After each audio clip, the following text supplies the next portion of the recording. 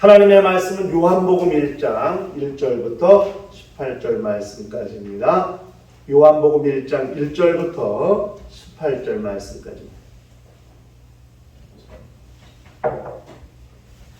찾으셨으면은 한 절 한 절씩 교독을 하도록 하시겠습니다.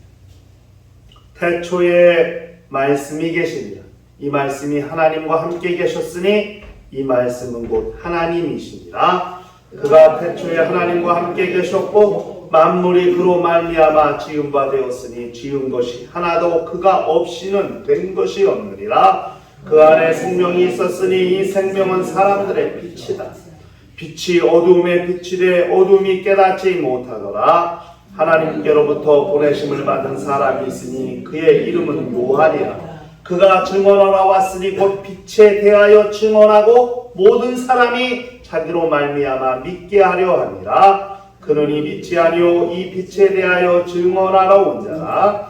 참빛 곧 세상에 와서 각 사람에게 비추는 빛이 있었나니 그가 세상에 계셨으며 세상은 그로 말미암아 지은 바 되었으되 세상이 그를 알지 못하였고 자기 땅이 오매 자기 백성이 영접하지 아니하였으나 영접하는 자 곧 그 이름을 믿는 자들에게는 하나님의 자녀가 되는 권세를 주셨으니 이는 혈통으로나 육종으로나 사람의 뜻으로 나지 아니하고 오직 하나님께로부터 난 자들입니다. 말씀이 육신이 되어 우리 가운데 거하심에 우리가 그의 영광을 보니 아버지의 독생자의 영광이요 은혜와 진리가 충만하더라. 요한이 그에 대하여 증언하여 외쳐 이르되 내가 전에 말하기를 내 뒤에 오시는 이가 나보다 앞선 것은 나보다 먼저 계심이라 한 것이 이 사람을 가리킴이라 하니라. 우리가 다 그의 충만한 데서 받으니 은혜 위에 은혜로라. 율법은 모세로 말미암아 주신 것이요 은혜와 진리는 예수 그리스도로 말미암아 온 것이라. 본래 하나님을 본 사람이 없으되 아버지 품속에 있는 독생하신 하나님이 나타내셨느니라. 아멘. 우리 신앙생활은 하나님의 영광을 소유하고 사는 삶을 말하는 것입니다. 이 어두운 세상에서 우리의 존재를 드러낼 수 있는 유일한 방법이 하나님의 영광을 소유하는 것. 여러분, 이 세상이 엄청 밝은 것 같죠? 지금 오전 11시 20분, 25분 정도 됐네요. 날이 얼마나 밝습니까? 어제까지는 비가 와가지고 그냥 날이 흐리고 그랬는데 오늘 해가 나니까 엄청 밝네요. 이렇게 밝다고 해서 세상이 진짜 밝은 줄 아십니까? 그렇지 않습니다. 아무리 태양이 장렬하게 내려지는 대낮이라 할지라도 여러분 우주에서 보세요. 우주 자체가 엄청 어둡습니다. 캄캄한 것입니다. 어둠입니다. 음부입니다. 밝지 않습니다. 밤중에 아무리 휴양 찬란한 네온 사인의 조명을 다 갖다 켜놓고 있다 할지라도 그것이 그렇게 화려하고 밝아 보이십니까? 그래도 이 세상은 어둡습니다. 요즘은 그 LED 등이라고 그래서 라이트 이미팅 다이오드인가 이렇게 엄청 밝죠? LED 등 켜고 다니는 자동차 오토바이들 빛이 엄청 밝죠? 이 세상을 LED 등으로 다 도배해 보세요. 이 우주, 이 어두운 우주가 밝아지는가? 그렇지 않습니다. 밝다고 느낄 뿐이지 실상 이 음부는 하나도 밝아지는 것이 없습니다. 그냥 어두움 자체입니다. 이 음부는. 이 물질계는요, 특성이 뭐냐? 어둡다는 특성이 있는 거예요. 하나님이 낯을 주관하는 태양을 만드시고 밤을 주관하는 달을 만드셨어도 사람이 사는 이 지구에 사는 사람들이 활동하기에 필요한 빛을 제공받는 것이지 물질계 전체가 밝아지는 것은 아닙니다. 이런 어두운 곳에 사는 우리 인생들이 이 어두운 곳에서 자기 영혼을 빛나게 할 수 있는 유일한 방법, 그게 뭐냐? 하나님의 영광을 소유하는 거거든요. 하나님의 영광을 소유하는 거예요. 그 영광을 어떻게 소유할 수 있는가? 그것을 오늘 본문을 통해서 우리가 확인하려고 하는 것입니다. 하나님의 빛이 우리 심령에 비추었다는 것을, 또 비치고 있다는 것을, 또 비추어야 한다는 사실을 그걸 깨닫고 그것을 발견하는 시간이 되었으면 좋겠습니다. 제가 요한복음서는 최소한 3번 설교를 해야 된다고 지난 시간에 말씀드렸어요. 말씀에 대해서, 그 다음에 빛에 대해서, 그 다음에 육신에 대하여 알아야 한다고 말씀했어요. 왜? 모르고 있기 때문에, 오해하고 있기 때문이거든요. 말씀과 말이 다르다는 것을 모르고 있고, 하나님의 빛과 창조한 빛이 다르다는 것을 모르고 있고, 말씀이 육신이 된 예수의 몸과 사람의 몸이 다르다는 것을 알고 있지 못하기 때문에 말씀에 대하여, 빛에 대하여, 육신에 대하여 지금 요한이 자기의 복음서를 기록하면서 서론에서 이야기하고 있는 것이거든요. 더욱 중요한 것은 태초부터 하나님과 함께 계셨던 말씀이 어떻게 이 세상에 오게 되셨는가, 그 오시는 과정을 설명하는 거예요. 말씀이 생명으로, 생명이 빛으로, 빛이 육신으로 마침내 그 말씀이 이 땅에 사람으로 오시게 되는 과정을 설명하고 있는 것이 요한복음의 서원이거든요. 그래서 사람의 눈으로 보여진, 사람으로 나타나신 그분이 태초부터 계셨던 말씀이라는 것을, 그것을 믿게 하려고 하는 거거든요. 이것이 요한복음의 시작이에요. 지난 시간은 말씀에 대해, 오늘 이 시간은 빛에 대해, 그 빛에 대하여 우리 모두가 알아야 된다는 사실을 잘 기억했으면 좋겠습니다. 오늘 말씀을 통해서 우리가 알아야 될 첫 번째가 뭐냐 하면 말씀 안에 생명이 있다는 것입니다. 태초부터 하나님과 함께 계셨던 그 말씀 안에 생명이 있다 하는 거거든요. 이 생명을 조회라고 그래요. 조회. 원어로 조회. 그런데 이건 생명 명사예요. 그런데 이 조회라는 말이 자오, 동사, 살다는 말에서 왔거든요. 근데 지금 요한이 이 조회라는 거를 태초부터 하나님과 함께 계셨던 말씀 안에 있는 생명이라고 말할 때의 이 조회는 뭐냐면 태초부터, 태초 영원부터 스스로 사시는 분이 가지고 계신 생명을 말하는 거예요. 목숨이 아니에요. 수명을 말하는 게 아니에요. 사람의 목숨, 저 짐승이나 식물이 가지고 있는, 저들이 가지고 있는 수명을 조회라고 말하는 게 아니에요. 스스로 사시는 분이 가지고 계신 생명, 이것이 조회죠. 그러니까 태초부터 하나님과 함께 계셨던 그 말씀 안에 스스로 사시는 자의 생명이 있었다는 것을, 그걸 말하고 있는 거거든요. 왜 요한은 말씀 이야기하다가 생명을 말하고 있느냐?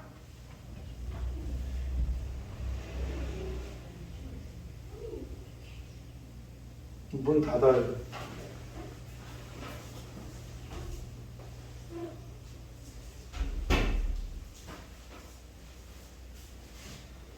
예배 시간에는 예배를 드려야지.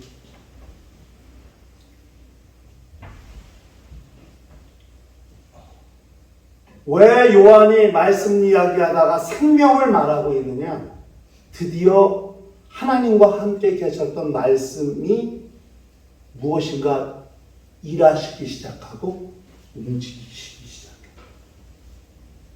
그 생명이 이젠 말씀 어디론가 움직이기 위해서, 어디론가 가시기 위해서, 말씀이 어디론가 가시기 위해서, 하나님과 함께 하셨던 분이 어디론가 움직이시기 위해서 생명을 이야기하고 시작한 거예요.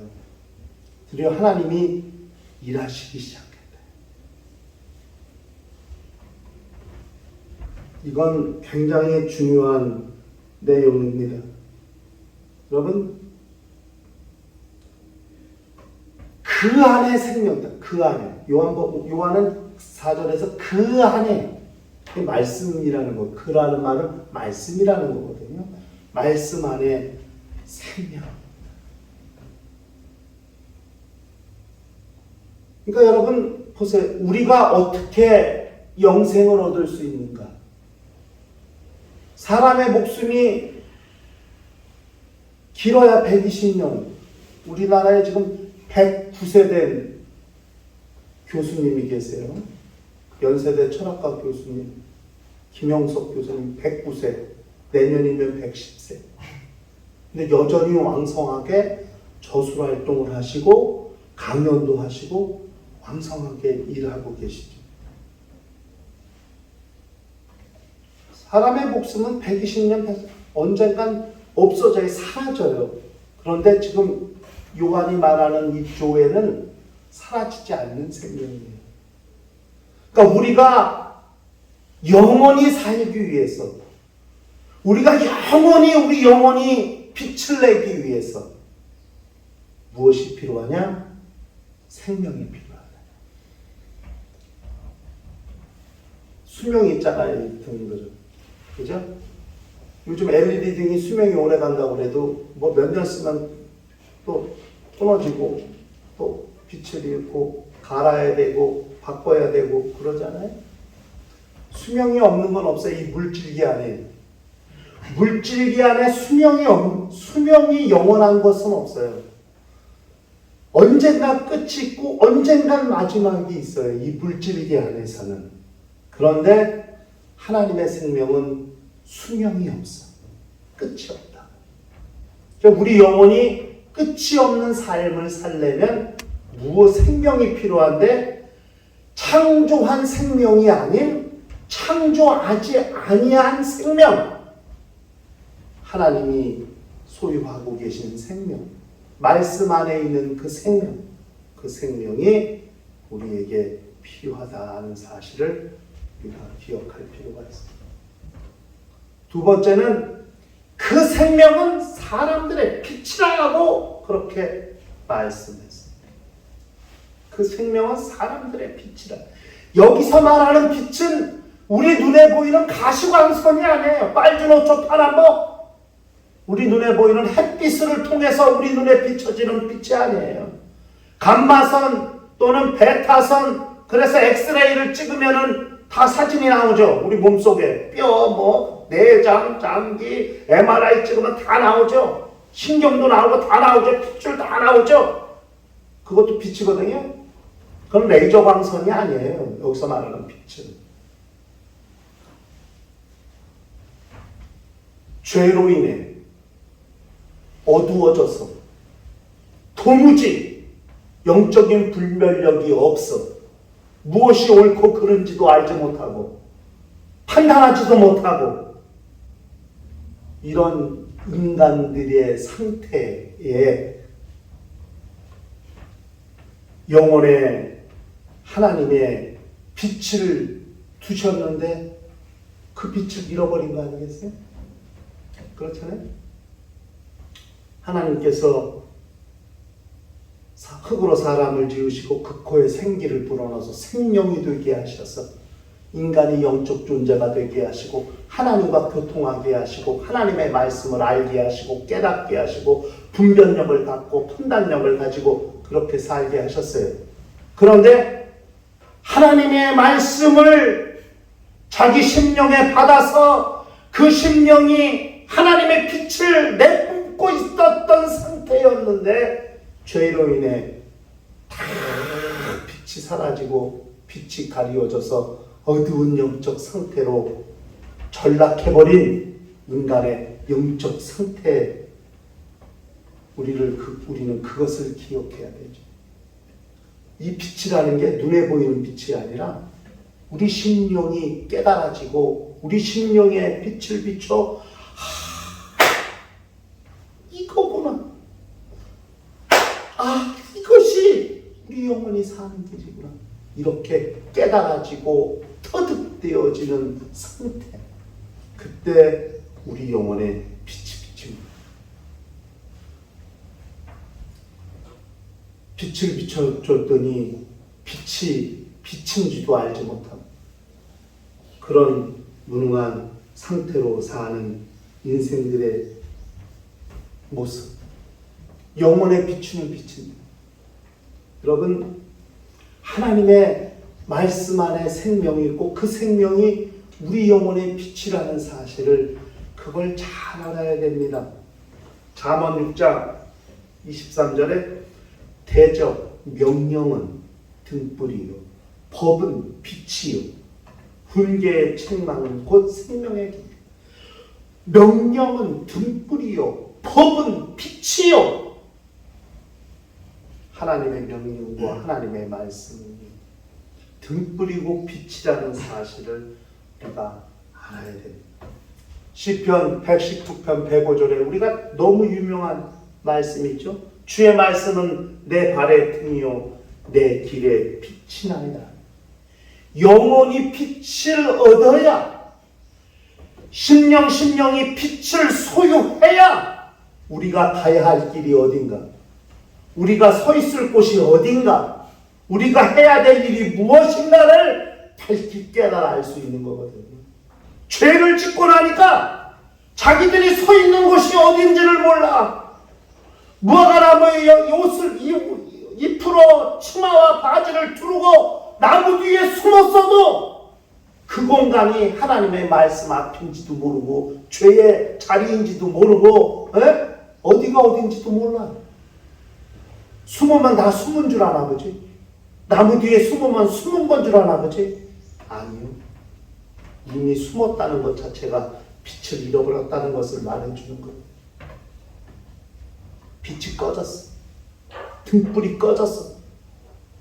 밤에 촛불을 꺼놨더니 촛불이 어느새 다 꺼져버려서 컴컴한 방 안을 만들고 있는 것처럼 하나님의 말씀이 꺼져버린 심령들이 얼마나 어두운가. 그 생명은 사람들의 빛인데 결국 사람들은 그 빛을 잃어버렸죠. 그런데 그 빛이 비쳤는데 사람들이 그것을 깨닫지 못했다. 그죠? 요한복음에서 빛이 어둠에 빛이 비쳤으나 어둠이 깨닫지 못했다. 여러분 보세요. 빛이 비추면 어둠이 물러가는 거예요. 그렇죠? 이 세상 창조한 빛은 캄캄한 방에 들어와서 전등 딱 끄면 순간에 스위치 눌러 방 안에 불이 들어오면 캄캄하던 방 순간 어둠이 물러가는 거예요. 그걸 말하는 게 아니에요. 이 어둠이 깨닫지 못했다는 것은. 이 깨닫다는 말이 붙잡다는 뜻이거든요. 어둠은 결코 빛을 붙잡을 수가 없어요.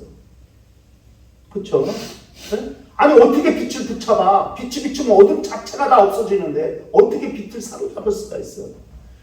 그러니까 우리가 생각하는 이 빛은 그런 라이트, 조명, 후레쉬빛, 무슨 자동차 서치라이트 이런 빛이 아니라고요. 그 빛이 비추면 어둠이 결코 그 빛을 붙잡을 수 없죠. 여기서 말하는 빛은 그런 빛이 아니에요. 가시광선아 이 피조된 세계의 빛은 결코 어둠이 붙잡을 수 없지만 사람 심령의 빛은 반드시 우리가 그 빛을 붙잡아야만 되는 거거든요. 깨닫지 못했단 말이 붙잡지 못했다는 뜻이에요. 여러분, 예수 공생의 기간에 무수히 많은 사람들이 예수를 따라다녔어요.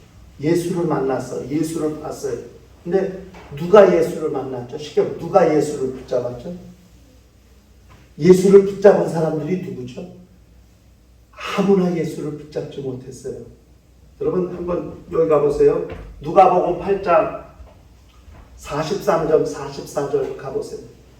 이에 12회를 혈루증으로 앓는 중에 아무에게도 고침을 받지 못하던 여자가 예수의 뒤로 와서 그의 옷가에 손을 대니 혈루증이 즉시 그쳤더라. 누가 예수를 붙잡았어요? 혈루증 건 여인이에요. 누가 예수 만났어요? 문둥이가 예수 만났어요. 누가 예수 만났어요? 중풍병자가 예수 만났어요. 멀쩡한 인생들 하나도 못 만났어요. 그렇게 성경에 박식하다는 서기관들 하나도 예수 못 만났어요. 대제사장들 그렇게 하나님께 예배하고 제사하는데 아주 그냥 탁월하고 그냥 능통한 그런 대제사장들이 예수 만났어요? 하나님 만났어요? 못 만났어요. 누가 예수를 붙잡았죠? 환자, 병자, 가난한 자, 저는 자, 전lum발이, 죽은 자. 그 사람들이 예수 만났어요. 예수 붙잡았어요. 여기 보세요. 마가복음 7장에 가면 이방 여자 수로보니게 여인이 예수 만나서 예수 붙잡았어요. 자기 딸이 흉악한 귀신 들렸어요. 이에 더러운 귀신 들린 어린 딸을 둔 한 여자가 예수의 소문을 듣고 곧 와서 그 바다에 엎드리니 그 여자는 헬라인이요 수로보니게 족속이다. 자기 딸에게서 귀신 쫓아내 주시기를 간구하거늘 예수께서 이르시되 자녀로 먼저 배불리게 먹게 할지니 자녀의 떡을 취하여 개들에게 던짐이 마땅치 아니한 얼마나 면박을 주셨어요. 개라고 말할 정도예요. 개. 요즘 같았어 아마 이 말 했으면 아마 언론에서 대서특필하고 난리가 났을 거야. 여자한테 개라고 그랬다고. 난리 날 거야 아마. 근데 요즘 예수 그 당시에 그렇게 말씀하셨어요. 네? 여자가 대답하여 이르되 주여 올소이다마는 상 아래 개들도 아이들이 먹던 부스러기를 먹나요? 예수께서 이르시되 이 말을 하였으니 돌아가라. 귀신이 내 딸에게서 나갔느냐 하시매 여자가 집에 돌아가 본즉 아이가 침상에 누웠고 귀신이 나갔다. 누가 예수 붙잡았어요? 이방 여자가 예수 붙잡았어요. 빛이 어둠에 빛이 돼 어둠이 깨닫지 못하더라. 어둠이 붙잡지 못하더라. 누가 빛을 붙잡았느냐?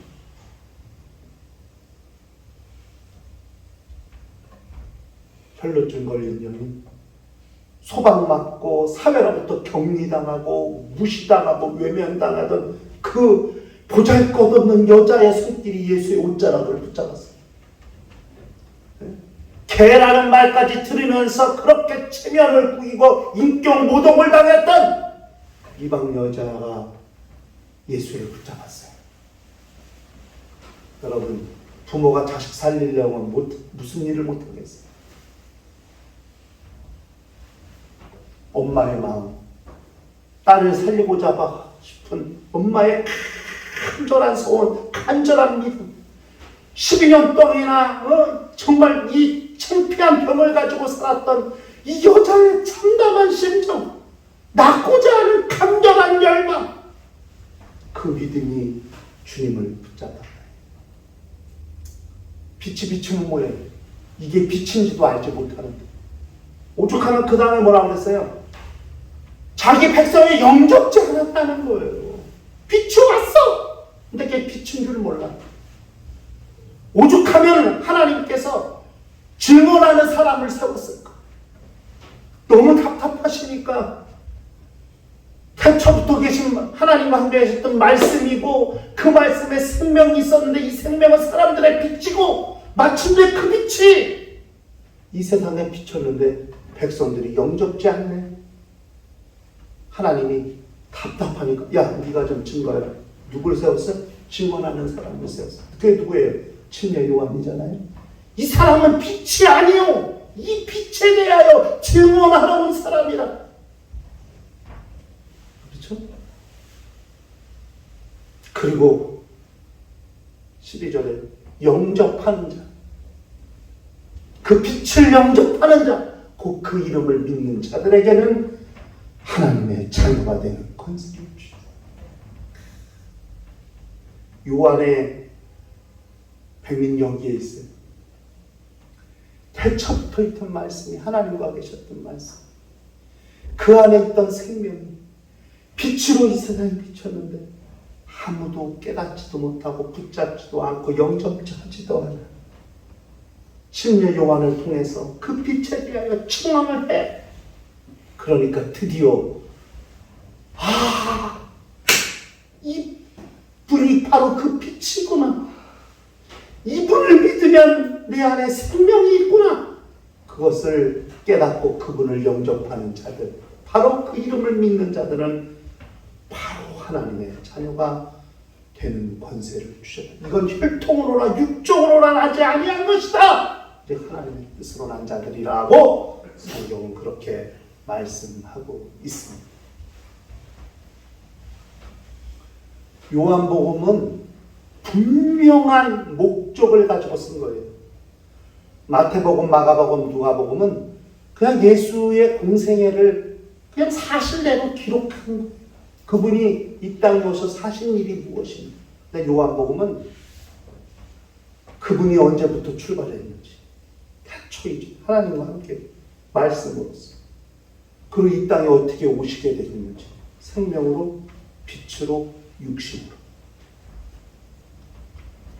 그거를 알지도 못하고 깨닫지도 못했던 인생들에게 침례 요한을 통해서 그분을 드디어 믿게 하고 깨닫게 영접하게 하고 마침내 영접했더니 하나님의 자녀가 되는 권세를. 하나님의 자녀가 된 자들은 예수 이름을 믿은 자들이 창조되지 아니한 하나님의 생명, 하나님의 빛을 소유한 자들이기 때문에 이 캄캄한 물질계 안에서 하나님께서 영혼의 빛이 있는 자들을 능히 넉넉히 충분히 찾아낼 수 있도록 그 영혼이 빛을 발하고 있는 자들이 되는 것이라 하는 겁니다. 그러므로 예수 믿는 자들은 누구냐? 하나님의 빛을 소유하고 그 빛을 발산하고 있는 사람들이에요. 우리 영적 생활이 뭐냐? 그 빛을 발산하면서 사는 게 영적 생활이에요. 예수를 믿는다는 게 뭔가? 하나님의 영광을 발산하고 있다. 이것이 우리의 영적 생활이라는 사실을 그걸 기억해야 되는 것. 매우 중요한 신앙의 가장 중요하고도 기초적이고도 기본적인 사실을 신학적으로 영적으로 설명하고 있는 것이 지금 요한의 복음서라는 사실을 우리가 기억할 필요가 있습니다. 자, 한번 저를 따라해보세요. 내 영혼에 하나님의 영광이 있나니. 우리 영혼에 하나님의 영광이 있다. 그 영광은 감출래야 감출 수도 없고 가릴래야 가릴래도 가릴 수가 없는 그 빛이거든요. 아무리 어둠의 영들이 와서 그 빛을 가리려고 해도 그 영광은 그 어둠을 뚫고 저 하늘 보좌에 계신 이에게 얼마든지 그 빛이 느껴지게 할 수 있고 그 빛을 발견하시게 할 수 있는 힘이 있는 거예요. 그래서 주 예수 다시 오실 때 누구를 찾으시냐? 영혼의 빛을 발산하고 있는 자들만 추수하시는 거예요. 그것이 추수 때예요. 일평생 하나님의 영광을 소유하고 사는 거룩한 심령들이 되시기를 주의 이름으로 축원합니다.